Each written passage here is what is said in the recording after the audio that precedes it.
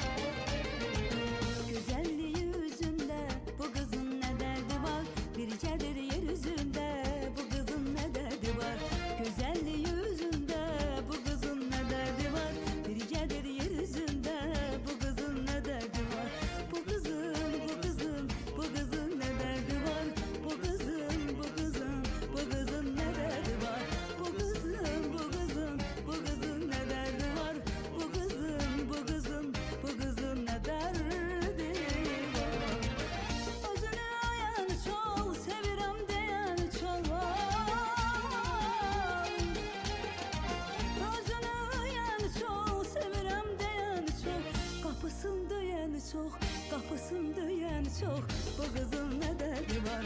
Kapısın döyeni çok, kapısın döyeni çok, bu kızın